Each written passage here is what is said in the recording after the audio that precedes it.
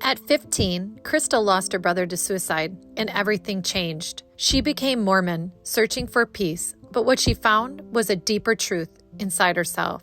This episode is about divorce, fear, love, healing, breaking cycles, and dating at 40, and choosing your authentic self, no matter how hard it gets. Crystal's story is real, raw, and unforgettable. This is your chapters, your story. Let's get into it. Excited to have you here. Thank you. And I know we've had many conversations.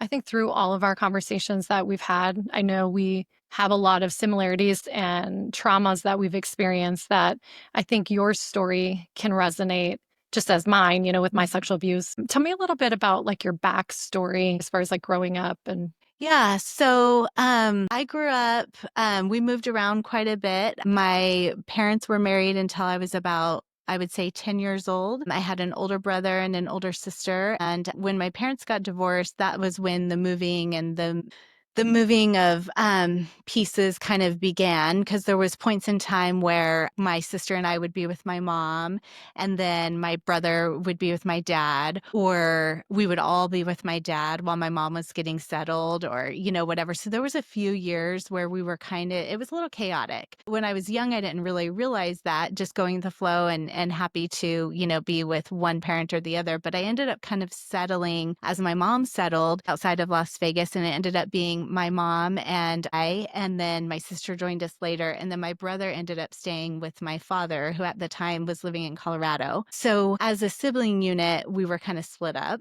And then my mom later got remarried and had my younger brother, whom I was 12 when he came along. So there's a 12-year gap between my youngest brother and I. And so he was more than a brother for me. I really helped raise him. So I ended up going from junior high to high school in that little dusty town in Nevada, and then went to college there in Nevada as well. What do you think was the main thing that kind of got you to where you are today? It's hard to tell my life story without telling a little bit about my brother. I didn't realize this at the time, but now as an adult, I can see it a lot more clearly. But because there was so much chaos in that movement of different pieces, my sister was kind of 17, 18 doing her own thing. My brother at that time was maybe like 15 or so and living with my dad. And then I was living with my mom. And then my mom there, got in another relationship and had another child. So she's moving on with her life and things like that. And I think my role in our family was always to be sort of the peacemaker and the good girl, and to do all the right things as to not cause, any more chaos, really. And so I found myself in that kind of role. But then what really happened was when I was 15 and my brother would have been about 17, and then my younger brother was about 3. But I'll never forget, one night we got a phone call. My dad didn't call very often, but he called late one night. It was about 9 o'clock at night, and my younger brother at the time was about 3 years old, and I was giving him a bath. And it was just my mom and my brother and I at home. And I pick up the phone and he says, is your mom home? And I was like, this doesn't seem right, because it's 9:30 at night and he never calls. So I stayed on the line to hear what the problem was, and at this time, I think I'm 15. And I heard him tell my mom that my brother had passed that day and he had committed suicide. And that was just a pivotal moment for me, as you can imagine. I mean, my mom melted down, and I hear her just out in the front yard, just on her knees, just, wailing. And the rest is history. The loss of a sibling, especially to suicide, and especially at 17. I'm actually reading a book about somebody committing suicide, Mhm. and they felt as parents there was actually no signs. So I would say at that time, my parents probably felt that way as well. That other than normal signs of adolescence, where they're trying to find themselves and find their friend group and find their sort of, maybe getting into trouble here and there, right? And he had gotten into a little trouble, maybe had been running with the wrong crowd and had gotten to a little bit of trouble, which at that point in time feels like really heavy. But as an adult, we can say, okay, that'll pass. You were 17. I think he had made some bad choices and was hanging out with some friends that weren't great, and he had gotten into some trouble, and maybe there was some girl issues, right? Just normal teenage issues. But in terms of, mental illness or nothing that at that time that we could identify outside of just normal adolescence. And I think that's what makes, teen suicide really difficult because they don't even know how to articulate their feelings. Their frontal cortex is not, developed, and especially in young men, which takes a lot longer. And, their consequential sort of thinking is not really developed. Unfortunately, I think my dad had struggled with some alcoholism and has always been, I would say, a little unreliable and inconsistent. And I think my brother living with him felt like he needed to be maybe a rock for my dad. And so I think there was probably some pressures put on my brother at a young age that he probably shouldn't have been dealing with. And so you compile that all with that 17-year-old brain. And yeah, I think he was just overwhelmed. I've had cousins that have committed suicide.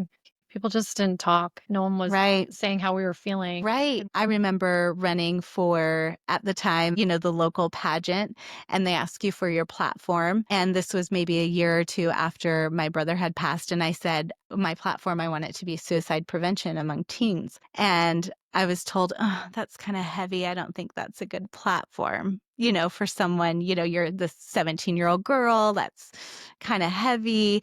And so I was, even sort of steered away from talking about that. Unfortunately, like I had said, we had kind of been moving around a little bit. And so the year or two prior to his passing, had we maybe been living under that same roof, maybe we would have picked up on some things and maybe tried to help. I don't know. There's a bunch of shoulda, woulda, coulda, right, with suicide in any circumstance. But yeah, there was no real telltale signs, and I think that for me, I was 15 at the time. So you can imagine any 15 and 17-year-old sibling relationship. I wasn't even in the mind space that I was even worried or thinking about things of that nature. And also, I feel cheated because we never got past that sort of bickering sibling relationship to where we could have an adult healthy relationship. And sometimes I still hold guilt or shame about that. We probably were fighting the last time we saw each other, So it's unfortunate because I know I can't shame myself about that. But sometimes,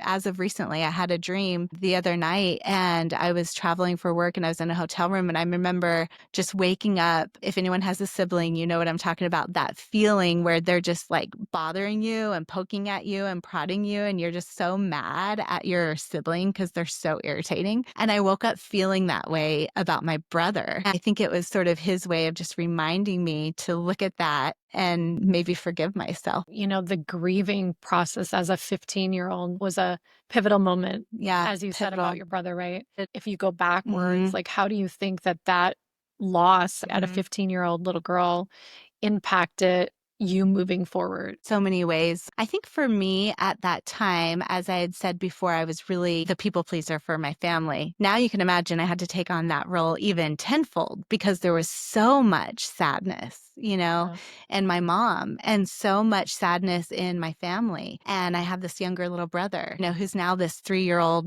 little guy. And my mom, bless her heart. If I lost a child, I would do the same. But she was basically worked and that was it. And she was like in her bed and catatonic, just surviving for the next 3 years, which are my last 3 years at home before I go to college. So you're basically becoming a parent. Became a parent, became a caregiver for my mom, emotionally. And so all I could do is suppress my feelings and sort of be happy and cheerful and overachieve. And I put myself in every thing to stay busy and be the best girl, to maybe give my mom something not to worry about. And, my family was there and we did the best we could to pull together. And then, flash forward, I left for college and my younger brother was 6 at the time. And that was like leaving my own child. It was hard. But I also knew I wanted to break the mold of my family and my generational patterns. And I knew I wanted to get an education. I knew I wanted to be in a position where I could make more choices for myself out of choice instead of need. when it comes to relationships or finance or things like that. And so I knew I needed to leave my home, even though that was difficult. And I went to college close to home for that reason. I could have gone, 8 or 10 hours away where all my friends were going, but I went an hour away because I knew I needed to stay close and be there. It makes you grow up a lot faster than you should at 15 with all of that. But one thing that kind of leads me into religion and sort of what happened there. So you were Mormon. So around that time, let's see, my brother passed when I was 15, and about a year later, I wanted to get baptized in the LDS faith. I grew up in a community that was pretty heavily LDS. Most of my families were. And you can imagine at that time, like most teenagers, I was searching for meaning and searching for a why after losing my brother, and sort of what's the big picture and how could this be prevented. And so for me, that was one of my major driving factors for coming to my mom about a year after my brother passed, which normally she would have said, absolutely not. I don't want you to do that. I want you to explore, other things. But she was just beaten down by life and just, whatever you want to do. So I did. I chose to get baptized. Did you go to church prior to getting baptized? Okay. Yeah. Most of my friends were, and I was pretty active in the community and the youth group. So I chose to get baptized when I was about 16. But part of the reason that I did that, and of course I didn't know this at the time, but looking back, really searching for that, what is the meaning of life and what is the recipe for success? And what is the recipe, since I had sort of this unique upbringing, what is a way to build a family that is going to stay together forever? And, here's the recipe, A plus B equals C. And to me, Mormonism at that time it checked all those boxes in a lot of ways. I want to get married and have children. I don't want anyone to be left behind. I don't want to break up the siblings, and I want to raise a family in the most healthy way. And Mormonism has a lot of benefits to that in terms of family values. That's a big part of the culture. So that really sucked me in. So I made that choice to become Mormon, dating my high school boyfriend at the time, whom I will say provided so much support and so much love during all of those years. Yeah, I'll always be grateful to him. But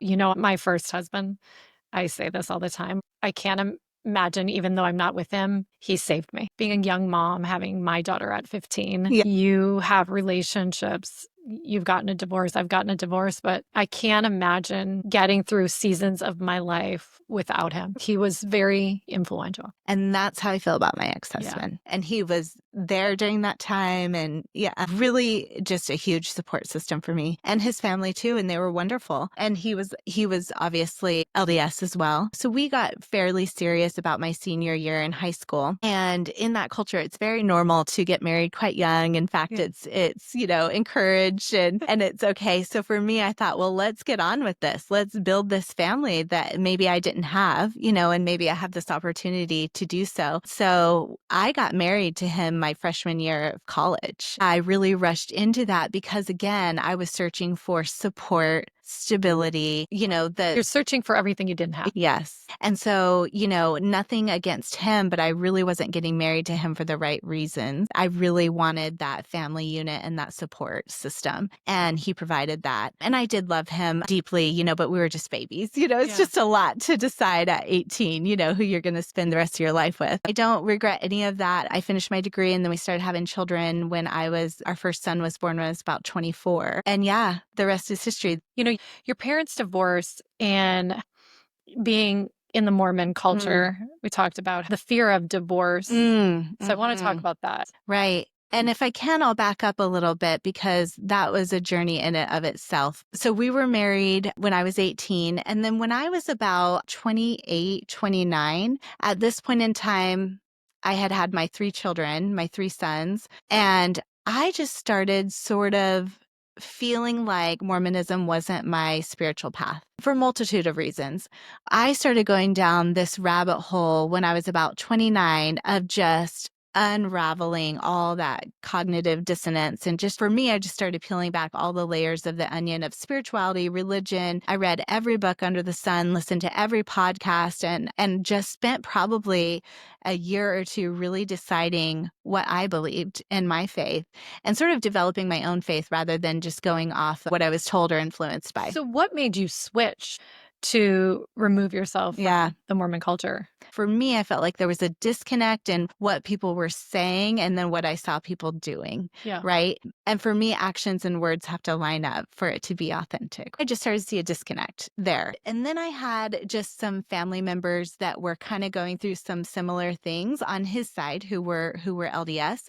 And I got turned on to a couple podcasts and some things, some resources that I had never really opened my eyes to before, really forming my own opinions. And then just there's a lot of fear in Orthodox religion, right? That you shouldn't look at this or shouldn't look at this or only look at, this. And so I was fearful. And even my husband at the time was fearful. I don't think he would say this now, but at that time, when you're so fearful and grown up in that orthodoxy, he would say things like, oh, the devil's got you. You're going to, do you know what I mean? And so it makes you you're wondering if it's me or if I'm on to something, right? And it takes a minute to really sit in prayer with your own self and listen to your own voice, whatever that looks like, meditation or prayer or whatever it is, reading. And so it is very hard and it's a very lonely journey because you don't know who, especially when you're in a culture and in a town and in school systems where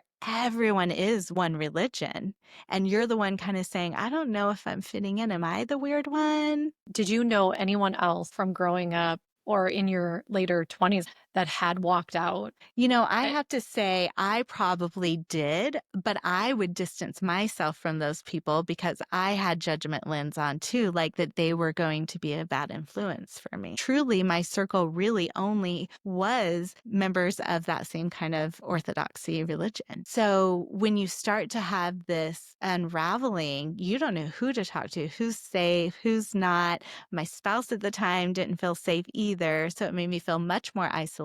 Now, I will say I'm fortunate because my family, as you know, was not LDS, and I've always been close to my family, so I was able to share with them. I really feel for people that have family members that are deep entrenched, their, spouses' families deep entrenched, their friends, everyone. At least I had an outlet of non-judgment that I could talk to, but it was very isolating. And it was probably a year of that where I just didn't know who I could trust, who I could talk to. We ended up moving our family not very far from where we were, but to a different town. I ended up working at a dental office that was quite large and had a much more diverse group of people. It helped me because I was able to really kind of build some relationships and some friendships and have some conversations with less judgment. And I was able to ask questions. And so I think it was a God thing. I was given, a certain sort of group of people that helped me. And then my family was really great. And I was able to work through that. And then eventually you have to, just get to a point where you trust yourself and trust what you think and believe rather than what you've been told all these years, right? But it is very hard. And I remember I had never drank alcohol up until this point. I mean, maybe in high school once. Yeah, I remember everyone has a high school party story. Coming clean. I drank maybe once in high school at a party, but alcohol was never really a part of my life. And I remember going at this similar time, about 29, I remember going to Hawaii with my mom and my sister, and I got a pina colada. And you would have thought I was having a rager. I mean, I thought I was so wild. I came home and I wanted to have a glass of wine here and there, And I was so unsure of myself that I would hide my wine in the cupboard when I was making dinner and take a sip and hide it from my husband at the time. He didn't know you wanted to maybe take a different. Yeah. I don't think I had the voice. Yeah. To really articulate that. And I think I was scared. You kind of said he wanted to as well change though, right? Yeah, I think it took him a few years. I think at first he was really rooted in fear, like most people in an Orthodox religion are. He has definitely softened over the years, but at that time it was not a safe space to share, just to give you the shame, that is associated. But this is a funny story. Similar to that time, I had broken my wrist. I was rollerblading, broke my wrist, very embarrassing. And I have not put rollerblades on since that moment, but I broke my wrist. And so I'm a dental hygienist, so I can't work. My wrist is in a cast. I have surgery, so I'm home. And at the time, I think I had a 1-year-old son who was still in diapers, and I couldn't change his diaper, and I just felt really helpless. So I had a friend, a really close friend in the neighborhood, would come over here and there and help me, clean my house. She was really sweet and just be there. But one day she come over and there was a glass of wine in the sink, like an empty wine glass. And she lifted that wine glass up just to show you the level of judgment and sort of like where the fear comes from. She lifted that wine glass up. She's like, "Is this yours?" And I said, "Yeah." And she goes, "I don't think we can be friends." She walked out of my life because of a glass of wine. So you can imagine how that feels. They don't, it's uncomfortable for them because they don't know how to integrate that into their world, right? So anybody who's thinking outside or wants to do, it's just difficult. If you're not doing XYZ, even though I may know your heart and your story, we don't really want to go that deep. We just want to know, what are you doing on the surface? Are you going to church? Are you not drinking alcohol? Are you, saying you have a testimony of the church? That is sort of the culture.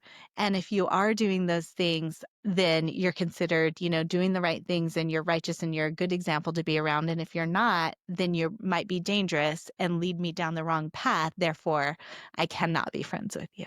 It's so interesting. Yeah. So it's really an insecurity and a fear and a conditional type of environment, or at least that was my experience. So 2 questions. How do you obviously get your husband to Mhm. get his head wrapped around switching? And then how do you end up getting out? Well, I think so. For me, that was the beginning of the end of my marriage, because that really is a glue for a lot of people, right? And it's a foundation. And when that started to break, then a lot more foundational things started to break for us, for me. I'm 30, 31, and I've had a shift in my career. When we start to travel and we want to maybe explore alcohol and have drinks together, and we're basically like little 21-year-olds trying to learn how to drink, and, are not really familiar with that whole lifestyle and scene. And it made him very uncomfortable. He really wanted to just stay in his bubble, and I wanted to expand, and I wanted to have more experiences, and not just alcohol. Once I left that religious paradigm, it really opened me up to just wanting more out of all sorts of avenues of life that I had never been exposed to. And so the more growth I had as an individual, the more uncomfortable he felt within our marriage, as if it was I was growing out of him, And so for a while he had a lot of resistance, but then he started to kind of, okay, let's do these things together. Let's, and we tried, but we just never could find a synergy there that worked. And that caused us to distance, and it caused us to have other issues that, it was really a crack in our foundation, really. We had several years of trying and conflict and problems. And then problems, that were there started to surface, right? Because I started to get a voice, and I started to have more of an opinion, and I started to be less of the passive, let him lead and choose everything, because that's sort of the paradigm, the patriarchy that you're part of in a culture like that. And when I started to kind of have a voice and speak up more, everything became just harder in our relationship. One thing we've always agreed on is how much we love our children, and how much we wanted to fight for our children, and how good of parents we are. And then I made some choices, he made some choices. Both of us made choices that were unhealthy, because we were unhealthy at the time trying to navigate this new paradigm. Your early 30s are insane anyway, right? Yeah, that's just the beginning of finding you.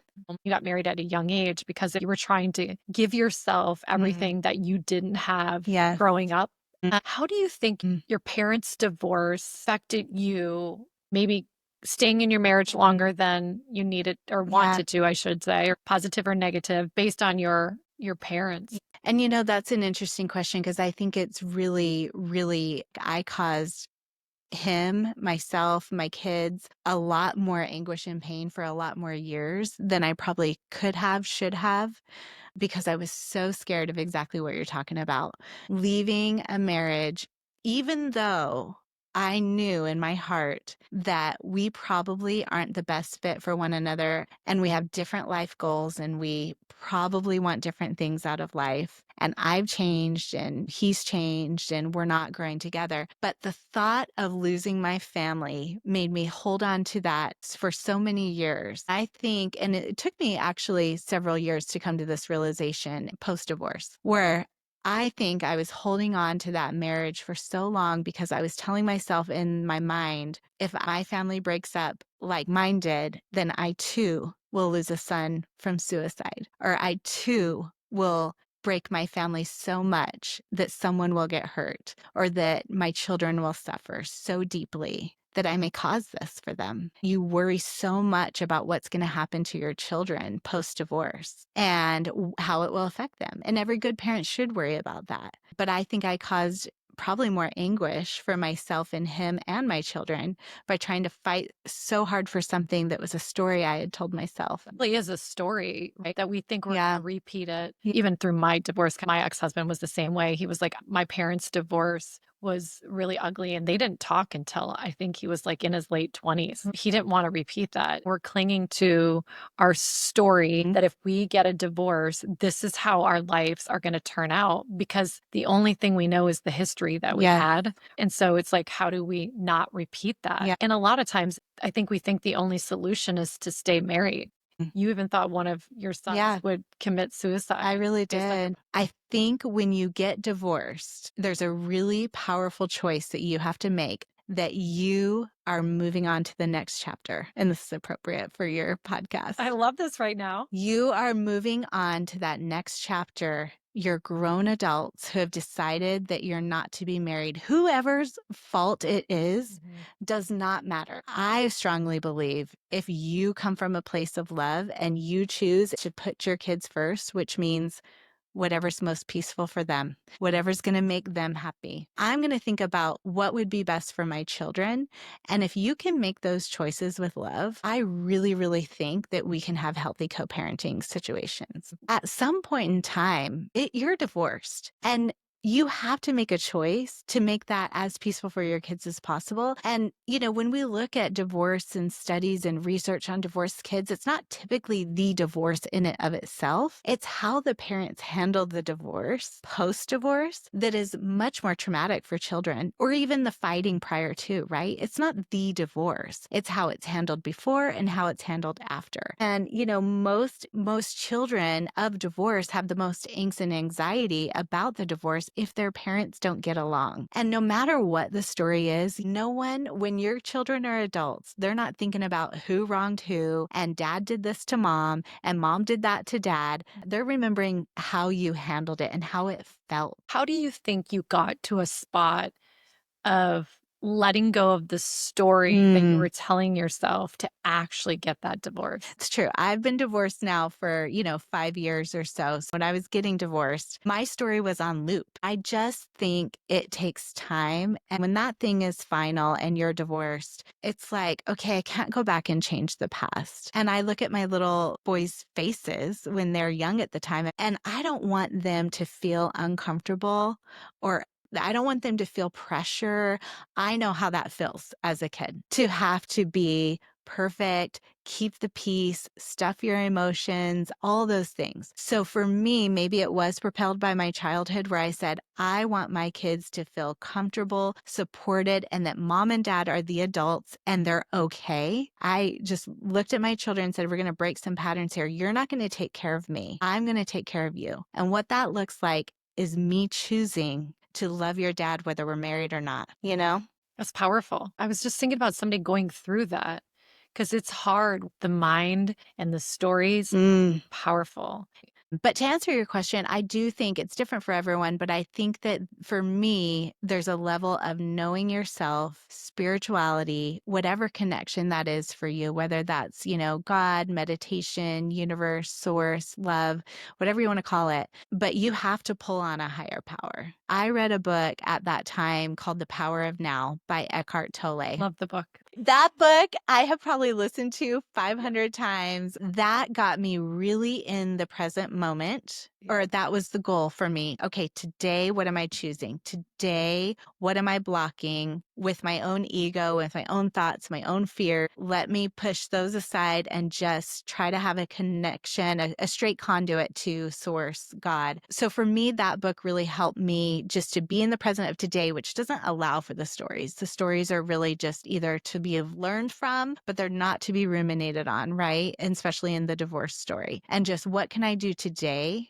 to show up to be the best mother, ex-spouse, friend, whatever, right? Just really living in the present. And then shortly after that, I also read another book, which I know we spoke about that I wanted to mention, but The Four Agreements. My favorite book. If you haven't read it, it's amazing. It's 4 simple agreements, the hardest 4 agreements you'll ever have to live. But one of them is don't take things personally, right?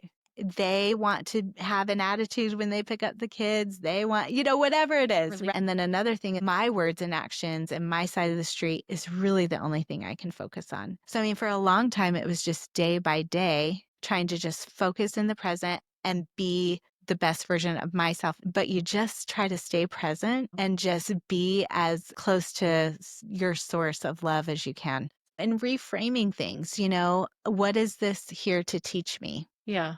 What did I learn from this? And if you look at all of your pain and all your anguish, because I certainly went through a lot of that in the, probably 3-4 years leading up to my divorce, lots of pain. But what is this here to teach me? And how do I not repeat this again? One of the things that we have talked about going through divorces and being in the dating world that is not talked about is love addiction. And I grew up with addicts that were all alcohol, but I think love addiction is a real thing. It is a real And thing. yeah, We should normalize that and token that name because it's a real thing and people don't want to admit it. yeah. I know you have described being a love addict. How do you think it has showed up in your relationships? I think at our core, we are wired for connection and we're wired for deep connection. And some relationships in our lives can serve a surface level purpose. But for me, I think what drives sometimes my love addiction, if we want to use that, is that I'm really seeking for this really deep, honest, authentic, vulnerable connection with people. And I know it's out there. I know it's available. I have a hard time staying on the surface level when I'm dating. So I end up just kind of going through them,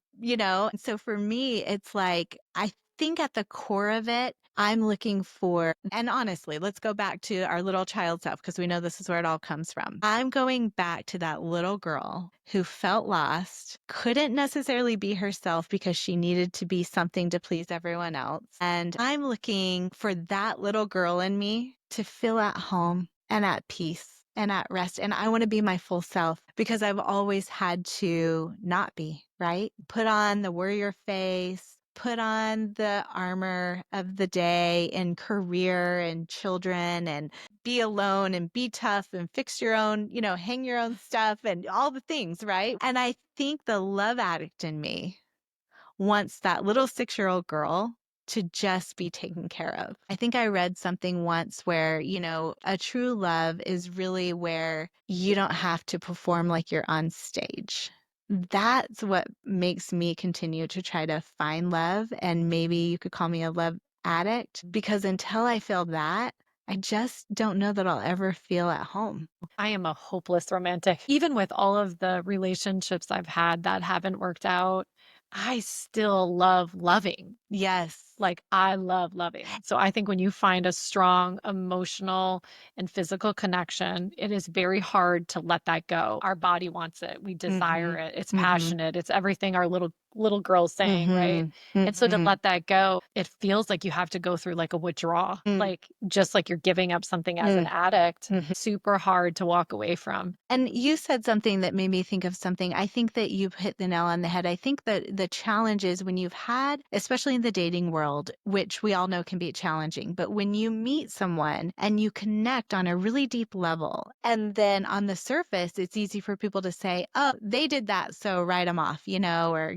somebody else is out there better. But you've had that connection piece, which we crave from childhood, and especially those that, that have some trauma wounds. And so it's not just as simple as that. And so you go back and you put yourself in situations, even though logically you think, well, yeah, this is probably not going to work out because of XYZ, but you've had this connection. It's really hard to give that up. And so you end up, keeping this relationship for longer, or trying to fill it with something else, or distract yourself with another love relationship, or dating or whatever. And it is very difficult. And I think that sitting in it and really doing that inner child work, which you mentioned, where it's like, okay, what would you tell that little 6-year-old girl, if she was sitting on your lap right now? Would you want you put your arms around her and love her and help her heal? We were meant to be in relationship with people, and there's a synergy there, whether it's friendship, romantic relationships. And I think there's a lot of value to romantic partnership. But the reality is, at the end of the day, no one is coming to save you. Not them, not your parents, not your children, not your job, not your finances. And you really have to dig deep, and it's a lifelong journey. We may be good for 5 years in it, and then we may have a relapse. And we may be talking about this again in another 10 years, Teresa, when we're golden girling and living in Florida, at a beach house. So it's not a one and done. It's a constant evolution. Sometimes you're healing your inner child, and sometimes you've fallen off the wagon, and sometimes you're just filling your voids with things that are less meaningful. But as long as you can continue to just do the work, and not be so harsh and critical on yourself, sometimes you are doing things to numb yourself, but getting out of that pattern, if you've done it before, you can do it again. I think that, once you become self-aware of something, then to me, you can make a better choice. But you kind of fully understand, like, maybe why you're doing it. I think that was me last year. Asking why. Yeah, like, why do I want to keep doing this or keep going through this pain? Or why do I keep being in a similar situation or repeating something over and over? I still crave connection. I still am a hopeless romantic, but I don't want to be in a situation where I'm losing myself. I think once you can kind of recognize that a lot of this came from when we were young, and you can just kind of sit there and go, I'm going to love myself. I'm going to love my friendships, find things that make me happy. Yeah. And then I think you open the door where you look at a relationship, honestly, from a different lens, because you're no longer that same person anymore. You're standing here with self-love. And so when someone else comes back in, I think for me, the voice I've had now of like just boundaries or tough conversations saying like, this doesn't work for me. Right. The highest energy is being authentic. And I think too, being real with me and who I was and not compromising any of that for the sake of somebody else. Now, there might come pain with that. Lots of pain. Right. But I am not trying to be somebody I'm not. Yeah. I'm not trying to say something I don't mean.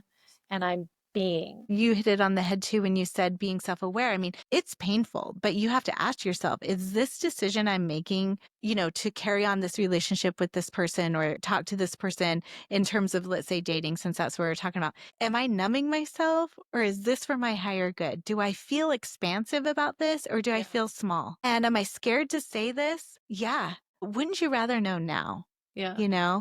And so being self-aware, I think you have to be real with yourself. And one thing I can't stress enough too is put yourself around people that you can be authentic and real with, and that you can share that with and be vulnerable and honest and open with. And so find people in your circle that are like that. Do you feel like you're finally at a spot where you can choose Crystal?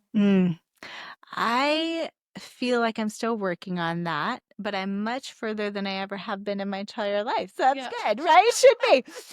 Well, I'm thinking about how I've really this year, I've had more conversations in January, just I think of dating.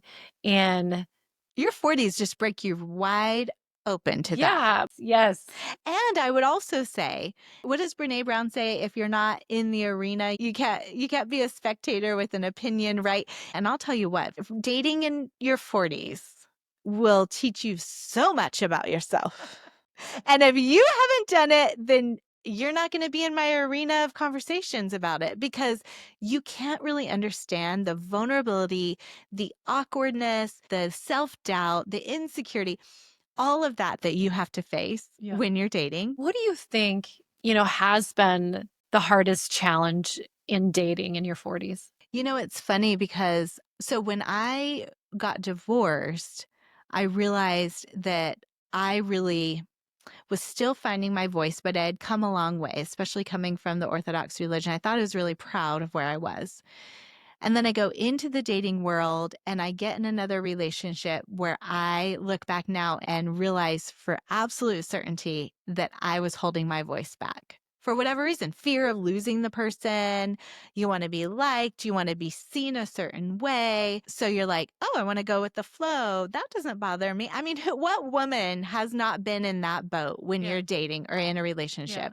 Or, oh, I don't want to come across needy, or I don't want to say this because I'm going to sound insecure. So we hold back in saying the things or being real. And then going through that situation, I was like, oh, okay, you still have more work to be done on this front because you thought you had such a voice and you were going to say what you want. And then you get with someone and there's this relational dynamic, especially when you're really into them and you're falling in love with them and there's this synergy and this connection and you're like, oh, I don't want to lose this. I mean, everyone in relationship can relate to that. And so you stunt your voice. The challenge really is communication and saying these things in a healthy and positive way. It's practice. And it takes skill and there's a way to say your boundaries in a loving, healthy way. And there's a way to address things at the right time in the right place. And you have to know if you can't have a boundary conversation or an open and authentic conversation with your person, especially if you're dating within the first 3, 6 months to a year,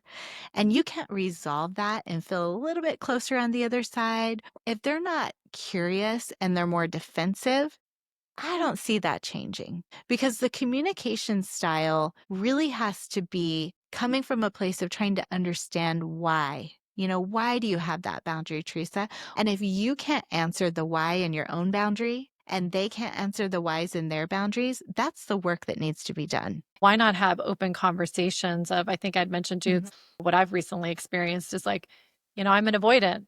Okay, what does that look like? How does that show up for you? How is that going to affect us?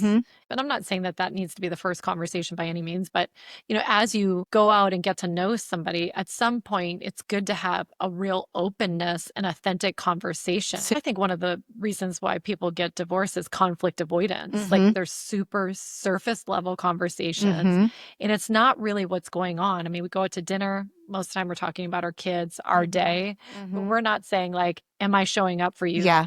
Am I meeting your needs? Are you happy? Am I helping you with your aspirations? Am I helping you grow and you're helping me grow? Yeah. That's the biggest thing. Yeah, I think that if you're not growing, this is a fundamental must have in a relationship to me. If I'm not growing, they're not growing, we're not growing, I don't think the relationship works at that point. Again, individually, and I'm helping you, you're helping me. Yes. And then we're moving forward. I think 5, 10, 15, 20 years from now, as long as we're willing to have the authentic conversations and just, again, think of our friendships as women. Yes. Why are we still standing here? Because we're constantly growing, challenging, having conversations, getting to know each other. And I want you to succeed.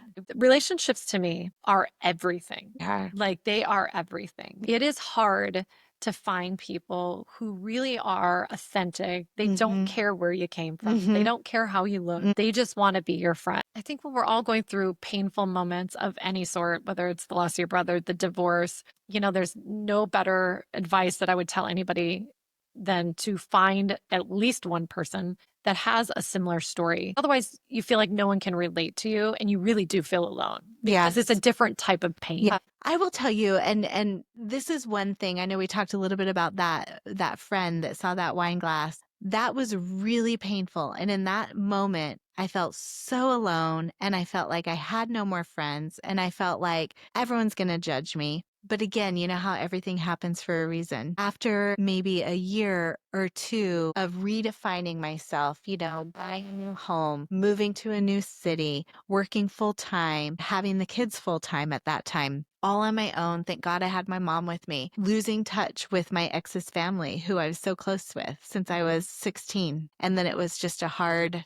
door closed when we got divorced. So I lost them. I lost all my friends, who were in that religion. I had to redefine myself. And I'll tell you what, that was the best thing in hindsight for me to have happen. Because at this point in my life, I can tell you that everyone that is in my circle is meant to be in my circle. They love me for me. I only have the best of friends, and a few of them that stuck with me from high school on. I used to have a lot. Now it's this small group of all these beautiful women, and all the relationships are so meaningful. And you know what it did? God took all that noise and all the surface level relationships, and only the things that were meant for me rose to the top and have stayed in my life. And those are the people that will be at my funeral. Those are the people that will, if I die, they're going to wipe my phone clean. God knows what's on there, right? Like those are my people. I will check that box for you. You're welcome. It's like, here's the password. If I die, you better clean this stuff. But it's beautiful, because the only people that are in my life are the ones that are really that authentic type. So I'm grateful for that shedding. You think you have this big community. And then when you step out of that box, especially for me, you step out of that box and you lose that community, you go, oh my gosh, I have no one. But guess what? All you have is all the beautiful souls that were meant to really be there. Looking back, what's one belief you had about love or relationships that you now know was totally wrong? Unfortunately, what I now know is totally wrong is that love alone is not enough. There's a lot more complexity to love. The things we're talking about today, authenticity, vulnerability, communication. Love alone is just not enough. If someone is listening who feels trapped in fear, whether it's fear of divorce, fear of being alone, fear of letting go, what would you say to them? The focus needs to be on the present. The focus needs to be on making yourself the best version that you can possibly be. And just putting your faith somewhere outside of you to know that this will be a learning experience. For me in life, there's everything. Every decision comes down to two choices, love or fear. And I choose love. And I think in every choice, whether you're in the darkest of days, you're on the floor, you're sad, you don't know how you're going to get through it, you choose love and that gets you through. You choose fear and you just stay in that fear energy. So I just think if you boil down every decision, am I making this decision from fear? Or am I making it from love? And if you can just boil every decision down to that and choose love, and that can look a million different ways, but your soul knows, is this coming from fear or is this coming from love? And you make those decisions from love, it will lead you to the right place. But sometimes it's just a matter of getting up, getting dressed, putting one foot in front of the other and finding people to support you in that journey, actively looking and finding people that support you in that journey. I love that. I want to thank you as truly a dear personal friend and taking the time away from your family and doing this with me today. And I love all of our deep conversations. So I appreciate you. No, I appreciate you. And thank you for providing a safe space for people to be able to open up and share with authenticity their stories. And I love the name of your podcast, Your Chapter, Your Story, because it's just a chapter. We can close those chapters, stage left, exit right. I read something where it changed my vision about life, but it's like, my kids do a lot of theater. So you view life like it's a theater stage, right? And you are the creative director, you're the producer, you're the choreographer, you're the music, you're the lights, you're everything. And we get to decide who enters that stage, when the scene is done, when the chapter is closed, and we get to also create what happens next in our story. We're the main character in our story. I love that. At the end of the day, you're the main character in your story. Everyone else, they're just part of it. So ask yourself, what chapter are you in? And more importantly, what story are you telling yourself? Until next time, your chapters, your story.